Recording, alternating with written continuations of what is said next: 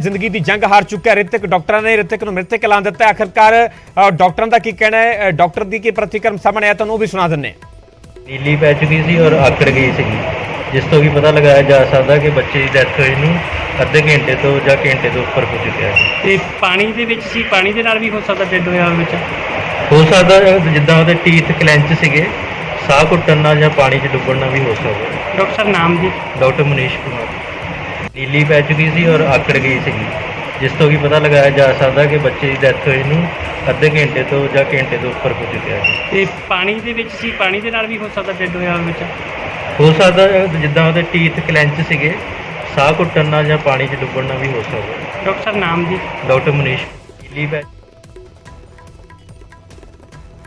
ਸੋ ਹਸਪਤਾਲ ਦੇ ਡਾਕਟਰ ਦੇ ਵੱਲੋਂ ਵੱਡੀ ਜਾਣਕਾਰੀ ਸਾਂਝੀ ਕੀਤੀ। ਉਹਨਾਂ ਦਾ ਕਹਿਣਾ ਹੈ ਕਿ ਹੋ ਸਕਦਾ ਹੈ ਕਿ ਪਾਣੀ ਦੇ ਵਿੱਚ ਡੁੱਬਣ ਦੇ ਕਾਰਨ, ਸਾਹ ਘੁੱਟਣ ਦੇ ਕਾਰਨ ਰਿਤਕ ਦੀ ਜਾਨ ਗਈ ਹੈ। ਉਹਨਾਂ ਨੇ ਇਹ ਵੀ ਕਿਹਾ ਕਿ ਜਦੋਂ ਹਸਪਤਾਲ ਦੇ ਵਿੱਚ ਰਿਤਕ ਨੂੰ ਲਿਜਾਇਆ ਗਿਆ ਤੇ ਉਸ ਤੋਂ ਅੱਧਾ ਘੰਟਾ 1 ਘੰਟਾ ਪਹਿਲਾਂ ਉਸ ਦੀ ਮੌਤ ਹੋ ਚੁੱਕੀ ਸੀ। ਹਾਲਾਂਕਿ ਕਿਉਂਕਿ 8.5 ਘੰਟੇ ਦਾ ਸਮਾਂ ਲੱਗ ਗਿਆ, ਵਕਤ ਲੱਗ ਗਿਆ, 8.5 ਘੰਟੇ ਰੈਸਕਿਊ ਆਪਰੇਸ਼ਨ ਚੱਲਿਆ। ਉਸ ਤੋਂ ਬਾਅਦ ਚ ਬੋਰਵੈਲ ਦੇ ਵਿੱਚ ਬਾਹਰ ਕੱਢਿਆ ਗਿਆ, ਹਸਪਤਾਲ ਪਹੁੰਚਾਇਆ ਗਿਆ। ਪਰ ਡਾਕਟਰ ਨੇ ਕਿਹਾ ਕਿ ਜਦੋਂ ਹਸਪਤਾਲ ਪਹੁੰਚਾਇਆ ਗਿਆ ਰਿਤਕ ਨੂੰ ਤੇ ਕਰੀਬ 1 ਘੰਟਾ ਪਹਿਲਾਂ ਰਿਤਕ ਦੀ ਮੌਤ ਹੋ ਚੁੱਕੀ ਸੀ।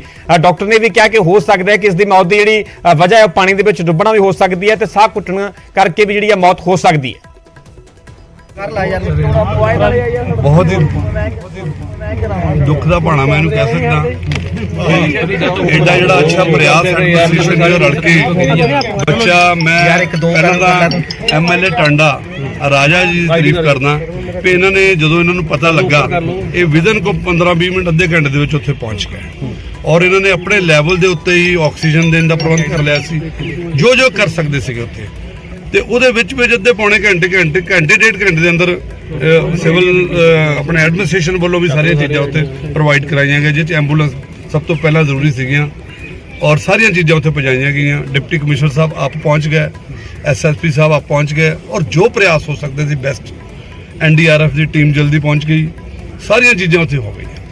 ਲੇਕਿਨ ਕਿਉਂਕਿ 5-6 ਘੰਟੇ ਦਾ ਸਮੇਂ ਲੱਗ ਗਿਆ ਕੱਢਣ ਦੇ ਵਿੱਚ ਔਰ ਮੁੱਖ ਮੰਤਰੀ ਸਾਹਿਬ ਬੜੇ ਚਿੰਤਤ ਸੀਗੇ, लगातार MLA साहब ना साढ़े नाल संपर्क से और एडमिनिस्ट्रेशन नाल भी संपर्क से की हालात है और मैं जिथे बच्चे नूं बिना सट चोट तो कढ़िया गया विचों बिल्कुल उहदा तुसीं शरीर देखो, लेकिन परमात्मा दे अगे किसी दी पेश नहीं जाती। असीं भी जानते, तुसीं भी जानते, कोई इदां दा टाइम नहीं सीगा उहदा परमात्मा ने अगे लिखिया कि शायद उहदी जिंदगी बच सकती। सो दुख हाँ जी परिवार नूं सरकार दे तौर दे उत्ते 2 लाख रुपए की जिहड़ी CM ग्रांट दे विचों सहायता राशि जिहड़ी हैगी आ वो दित्ती जाएगी। वो मानयोग मुख मंत्री जी ने उहदा निर्देश दिता ते डेफिनेटली हैगा ते राजा जी का मैं बड़ा तारीफ करदा। घुमन साहब करमवीर जी MLA कोई भी उत्थों हिलिया नहीं उन्नी देर ते लगदा सी जदों कढ़ लिया तो बड़ा उत्साह सीगा और विच भी 2 वारी 3 वारी रस्सी पई सी, लेकिन नहीं सी लगदा भी कोई टाइम नहीं सी परमात्मा ने। सर एक इहो ਜਿਹੇ ਜਿਹੜੇ ਬੋਰ ਹੈ ਜਿਹੜੇ ਖੁੱਲੇ ਰਹਿੰਦੇ ਗਾਂ ਵਾਸਤੇ ਕੋਈ ਇਹੋ ਜਿਹਾ ਜਿਹੜਾ ਕਾਨੂੰਨ ਬਣਾਇਆ ਜਾਏਗਾ ਕਿ ਇਹੋ ਜਿਹੀ ਜਿਹੜੀ ਘਟਨਾ ਨਾ ਵਾਪਰ ਸਕੇ। देखो पहली गल तो मैं लोगों को अपील करदा जिन्ने लोग भी बोर कराते हैं, जिथे पंजाब की गल करदा हरियाणा होया सब तो ज़्यादा बोर साडियां स्टेटां 'च हुंदे आ, होर भी जिहड़ियां स्टेटां 'च हुंदे आ। ये लोगों की अपनी जिम्मेवारी।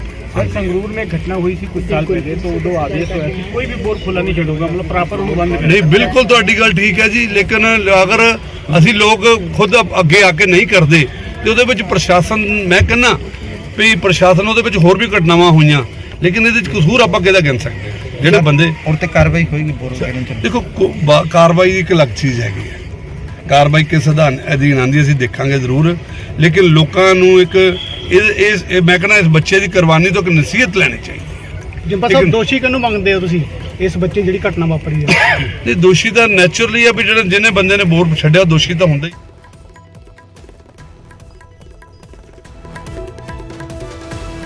कैबिनेट मंत्री ब्रह्म शंकर जिंपा मीडिया नाल गलबात कर रहे सन, खुद हस्पताल पहुंचे हुए ने। उन्होंने भी सरकार दे वल्लों ऐलान किया कि पीड़ित परिवार नूं सरकार दे वल्लों 2 लाख रुपए की जिहड़ी सहायता राशि दी जाएगी, वित्तीय मदद की जाएगी। बेहद दुखदाई खबर जिहड़ी सामने आई है क्योंकि ऋतिक जिंदगी की जंग हार गया। डॉक्टर दे वल्लों मृतक ऐलान दिता गया है। डॉक्टर का कहना है कि करीब 1.5 घंटा पहला ऋतिक की मौत हुई है। राजीव जिवें कि ब्रह्म शंकर जिंपा दे वल्लों कहा गया, हालांकि प्रशासन के वल्लों, फौज के वल्लों, NDRF दी टीमां दे वल्लों कोशिश पूरी की गई पर कोशिशां ਕਾਮਯਾਬ ਨਹੀਂ ਹੋ ਸਕੀਆਂ। ਰਾਜੀਵ, ਇਹ ਵੀ ਜਾਣਨਾ ਚਾਹਾਂਗੇ ਫਿਲਹਾਲ ਜਿਸ ਜਗ੍ਹਾ ਤੁਸੀਂ ਮੌਜੂਦ ਹੋ ਉਸ ਜਗ੍ਹਾ ਤੋਂ ਕਿੰਨੀ ਕੁ ਦੂਰ ਰਿਤਕ ਦਾ ਘਰ ਹੈ ਜਿੱਥੇ ਕਿ ਉਸ ਦਾ ਪਰਿਵਾਰ ਰਹਿੰਦਾ ਹੈ?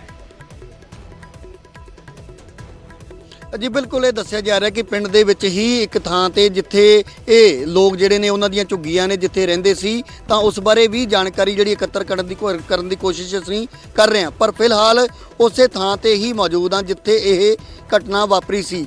ਤਾਂ ਇਹ ਉਹ ਬੋਰਵੈਲ ਹੈ ਜਿਸ ਨੂੰ ਫਿਲਹਾਲ ਢੱਕ ਦਿੱਤਾ ਗਿਆ ਔਰ ਹੁਣ ਅੱਗੇ ਪ੍ਰਸ਼ਾਸਨ ਜਾਂ ਫਿਰ ਸਰਕਾਰ ਜਿਹੜੀ ਆ ਭਵਿੱਖ ਦੇ ਵਿੱਚ ਐਸੀਆਂ ਘਟਨਾਵਾਂ ਨਾ ਹੋਣ ਉਸ ਦੇ ਲਈ ਕੀ ਕਰੇਗੀ। ਤਾਂ ਮੇਰੇ ਸਹਿਯੋਗੀ ਲਗਾਤਾਰ ਜਿਹੜੇ ਸਵੇਰ ਤੋਂ ਹੀ ਤਾਂ ਮੈਂ ਇੱਥੇ ਦੱਸਣਾ ਚਾਹੁੰਦਾ ਕਿ ਇਹ ਬਿਲਕੁਲ ਜਿਹੜੇ ਖੇਤ ਨੇ, ਇੱਥੇ ਕਿਹਾ ਜਾ ਰਿਹਾ ਕਿ ਪਿੰਡ ਦੇ ਬਿਲਕੁਲ ਜਦੋਂ ਅਸੀਂ ਐਂਟਰ ਕਰਦੇ ਹਾਂ ਉੱਥੇ ਹੀ ਇਹਨਾਂ ਦੇ ਜਿਹੜਾ ਰਹਿਣ ਦਾ ਟਿਕਾਣਾ, ਤਾਂ ਉੱਥੋਂ ਹੀ ਇਹ ਬੱਚੇ ਜਿਹੜੇ ਨੇ ਇਹ ਖੇਤਾਂ ਦੇ ਵਿੱਚ ਖੇਡਣ ਦੇ ਲਈ ਇਸ ਥਾਂ ਤੇ ਪਹੁੰਚੇ ਸੀ। ਔਰ ਇੱਥੇ ਤੁਸੀਂ ਦੇਖੋ ਕਿ ਹੁਣ ਪਿੰਡ ਦੇ ਕੁਝ ਲੋਕ ਜ਼ਰੂਰ ਮੌਜੂਦ ਨੇ, ਹਾਲਾਂਕਿ ਕੁਝ ਦੇਰ ਪਹਿਲਾਂ ਬਹੁਤ ਵੱਡੀ ਤਾਦਾਦ ਦੇ ਵਿੱਚ ਲੋਕ ਇੱਥੇ ਪਹੁੰਚੇ ਸੀ। ਦੂਸਰੇ ਪਾਸੇ ਜਿਸ ਤਰ੍ਹਾਂ ਮੈਂ ਪਹਿਲਾਂ ਵੀ ਜ਼ਿਕਰ ਕਰ ਰਿਹਾ ਸੀ ਕਿ ਕਿਉਂਕਿ ਰਾਤ ਦਾ ਜੇਕਰ ਸਮਾਂ ਹੋ ਜਾਂਦਾ ਬੱਚੇ ਨੂੰ ਬਾਹਰ ਨਾ ਕੱਢਿਆ ਜਾਂਦਾ, ਤਾਂ ਸਾਹਮਣੇ ਤੁਸੀਂ ਦੇਖ ਸਕਦੇ ਹੋ ਕਿ ਲਾਈਟਿੰਗ ਦਾ ਵੀ ਪ੍ਰਬੰਧ ਕੀਤਾ ਗਿਆ ਸੀ।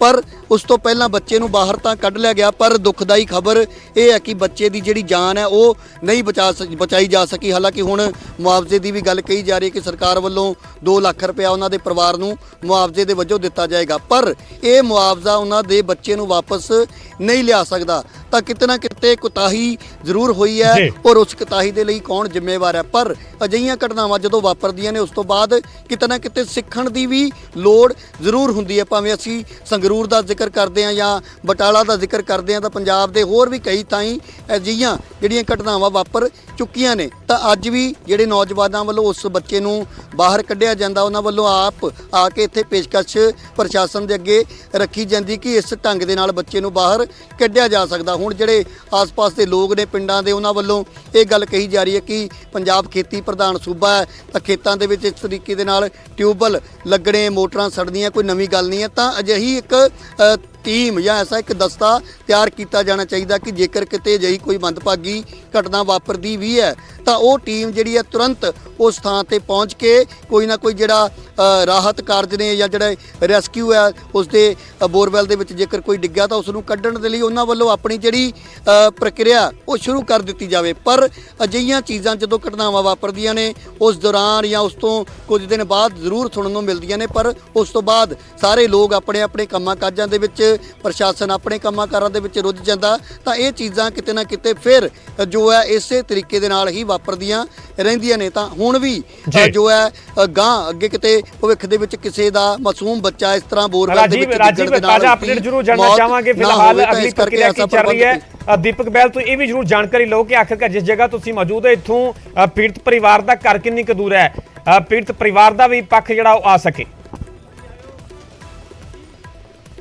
ਜੀ ਬਿਲਕੁਲ, ਦੀਪਕ ਬੈਲ ਸਵੇਰ ਤੋਂ ਹੀ ਇਸ ਜਗ੍ਹਾ ਤੇ ਪਹੁੰਚ ਕੇ ਪਲ ਪਲ ਦੀ ਜਾਣਕਾਰੀ ਸਾਡੇ ਨਾਲ ਵੀ ਸਾਂਝੀ ਕਰ ਰਹੇ ਸੀ ਔਰ ਦਰਸ਼ਕਾਂ ਤੱਕ ਅਸੀਂ ਉਹ ਜਾਣਕਾਰੀ ਪਹੁੰਚਾਉਂਦੇ ਆ ਰਹੇ ਹਾਂ। ਤਾਂ ਇਹ ਜਿਸ ਥਾਂ ਤੇ ਇਹ ਬੋਰਵੈਲ ਨਜ਼ਰ ਆ ਰਿਹਾ, ਇੱਥੇ ਪਿੱਛੇ ਜਿੱਥੇ ਤੁਸੀਂ ਦੇਖ ਸਕਦੇ ਹੋ ਕਿ ਸੰਘਣੇ ਰੁੱਖ ਨਜ਼ਰ ਆ ਰਹੇ ਨੇ, ਤਾਂ ਉੱਥੇ ਦੱਸਿਆ ਜਾ ਰਿਹਾ ਕਿ ਇਹਨਾਂ ਦਾ ਜਿਹੜਾ ਰਹਿਣ ਦਾ ਟਿਕਾਣਾ ਹੈ ਤਾਂ ਪ੍ਰਵਾਸੀ ਇਹ ਮਜ਼ਦੂਰ ਨੇ ਔਰ ਉੱਥੋਂ ਹੀ ਇਹ ਬੱਚਾ ਜਿਹੜੇ ਆਪਣੇ ਹੋਰ ਛੋਟੇ ਬੱਚੇ ਨੇ ਇਸ ਦੇ ਪਰਿਵਾਰ ਦੇ ਨਾਲ ਸੰਬੰਧਿਤ ਉਹਨਾਂ ਦੇ ਨਾਲ ਖੇਡਣ ਦੇ ਲਈ ਇੱਥੇ ਪਹੁੰਚਿਆ ਸੀ। ਤਾਂ ਦੀਪਕ ਮੇਰੇ ਨਾਲ ਨੇ, ਉਹਨਾਂ ਤੋਂ ਅਸੀਂ ਜਾਣਦੇ ਹਾਂ ਔਰ ਇਹ ਥਾਂ ਤੋਂ ਉਹਨਾਂ ਦਾ ਜਿਹੜਾ ਘਰ ਹੈ ਉਹ ਕਿੰਨੀ ਕੁ ਦੂਰ ਹੈ ਔਰ ਇਹ ਬੱਚੇ ਇੱਥੇ ਕਿੱਦਾਂ ਪਹੁੰਚੇ।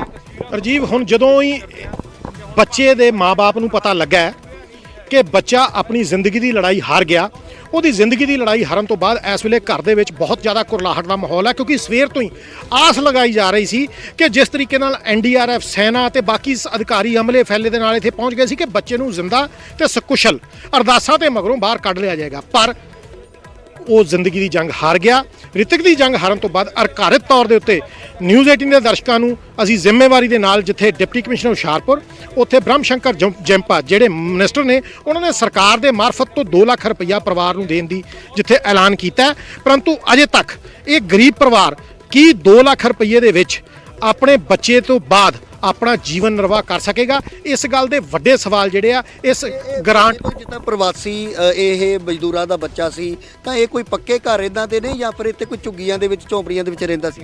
ਇੱਥੋਂ 1 ਕਿਲੋਮੀਟਰ ਦੂਰ ਸੜਕ ਦੇ ਉੱਤੇ ਇਹਨਾਂ ਦੀਆਂ ਝੁੱਗੀਆਂ, ਪ੍ਰਵਾਸੀ ਮਜ਼ਦੂਰ ਹੈ, ਫਿਰ ਸਪਸ਼ਟ ਕਰਨਾ ਚਾਹਾਂਗਾ ਕਿ ਇਹ ਪ੍ਰਵਾਸੀ ਮਜ਼ਦੂਰ ਹੈ ਔਰ ਇਹ ਖਾਸ ਤੌਰ ਤੇ ਗੰਨੇ ਤੇ ਕਣਕ ਦੇ ਸੀਜ਼ਨ ਦੇ ਵਿੱਚ ਇਹ ਇੱਥੇ ਦੇ ਜ਼ਿਮੀਂਦਾਰਾਂ ਦੇ ਕੋਲ ਆਉਂਦੇ ਆ ਤੇ ਜਿੱਥੋਂ ਗੰਨੇ ਦੀ ਵਢਾਈ ਜਾਂ ਕਣਕ ਦੀ ਵਢਾਈ ਜਾਂ ਝੋਨੇ ਦੀ ਲੁਆਈ, ਜਦੋਂ ਇਹ ਤਿੰਨਾਂ ਚੀਜ਼ਾਂ ਦਾ ਕੰਮ ਹੁੰਦਾ ਹੈ ਤੇ ਵੱਖਰੀਆਂ ਵੱਖਰੀਆਂ ਦੇ ਥਾਵਾਂ ਦੇ ਉੱਤੇ ਜਾ ਕੇ ਆਪਣੇ ਜ਼ਿਮੀਂਦਾਰਾਂ ਦੇ ਕੋਲ ਕੰਮ ਕਰਦੇ ਆ, ਜਿੱਥੇ ਕਿ ਅੱਜ ਕੰਮ ਕਰਨ ਤੋਂ ਬਾਅਦ ਜਦੋਂ ਇਹ ਬੱਚਾ ਖੇਡ ਰਿਹਾ ਸੀ ਇਹ ਬੋਰਵੈਲ ਦੇ ਵਿੱਚ ਆ ਕੇ ਡਿੱਗ ਗਿਆ।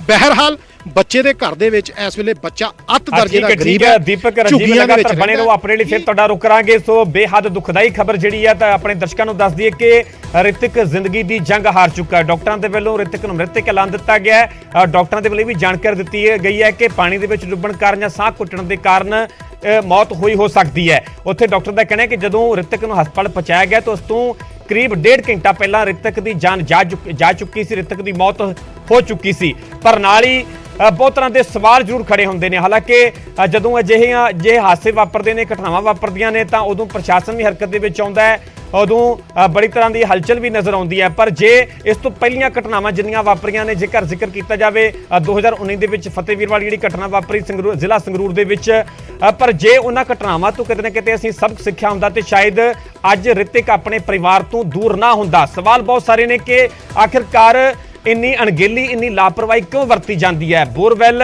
ਨੂੰ ਨੰਗਿਆਂ ਕਿਉਂ ਛੱਡ ਦਿੱਤਾ ਜਾਂਦਾ, ਕਿਉਂ ਨਹੀਂ ਢੱਕਿਆ ਜਾਂਦਾ, ਜਾਂ ਖਾਨਾ ਪੂਰਤੀ ਕਿਉਂ ਕੀਤੀ ਜਾਂਦੀ? ਕੀ ਹੈ ਖਾਨਾ ਪੂਰਤੀ ਦੇ ਤੌਰ ਤੇ ਇੱਕ ਛੋਟੀ ਜਿਹੀ ਬੋਰੀ ਉੱਪਰ ਰੱਖ ਦਿੱਤੀ ਜਾਂਦੀ ਹੈ, ਬੋਰੀ ਵੀ ਹੌਲੀ ਹੌਲੀ ਜਿਹੜੀ ਹੈ ਬੋਰਵੈਲ ਦੇ ਥੱਲੇ ਬਿਲਕੁਲ ਹੇਠਾਂ ਚਲੀ ਜਾਂਦੀ ਹੈ ਤੇ ਅਜਿਹੇ ਬੋਰਵੈਲ ਲਗਾਤਾਰ ਹਾਦਸਿਆਂ ਦੀ ਵਜ੍ਹਾ ਬਣ ਰਹੇ ਨੇ, ਹਾਦਸਿਆਂ ਦਾ ਕਾਰਨ ਬਣ ਰਹੇ ਨੇ। ਪਰ ਅਜੇ ਤੱਕ ਨਾ ਤਾਂ ਉਸ ਪੱਧਰ ਦੀ ਕੋਈ ਕਾਰਵਾਈ ਹੋਈ ਤੇ ਨਾ ਹੀ ਅਸੀਂ ਹੁਣ ਤੱਕ ਕੋਈ ਸਬਕ ਸਿੱਖਿਆ। ਇਸ ਤੋਂ ਪਹਿਲਾਂ ਬਹੁਤ ਸਾਰੀਆਂ ਅਜਿਹੀਆਂ ਘਟਨਾਵਾਂ ਵਾਪਰੀਆਂ ਨੇ ਕਿ ਬੋਰਵੈਲ ਪਤਾ ਨਹੀਂ ਕਿੰਨੇ ਮਾਸੂਮਾਂ ਦੀ ਹੁਣ ਤੱਕ ਜਾਨ ਲੈ ਚੁੱਕੇ ਨੇ। ਪਰ ਜੇਕਰ ਉਹਨਾਂ ਹਾਦਸਿਆਂ ਤੋਂ, ਉਹਨਾਂ ਘਟਨਾਵਾਂ ਤੋਂ ਸਬਕ ਸਿੱਖਿਆ ਹੁੰਦਾ, ਉਸ ਪੱਧਰ ਤੇ ਕੋਈ ਐਕਸ਼ਨ ਲਿਆ ਜਾਂਦਾ, ਕੋਈ ਕਾਰਵਾਈ ਕੀਤੀ ਹੁੰਦੀ ਤੇ ਸ਼ਾਇਦ ਅੱਜ ਹੁਸ਼ਿਆਰਪੁਰ ਦੇ ਇਸ ਪਿੰਡ ਤੋਂ ਅਜਿਹੀਆਂ ਤਸਵੀਰਾਂ, ਅਜਿਹੀ ਬੇਹੱਦ ਦੁਖਦਾਈ ਖਬਰ ਸਾਹਮਣੇ ਨਾ ਆਉਂਦੀ।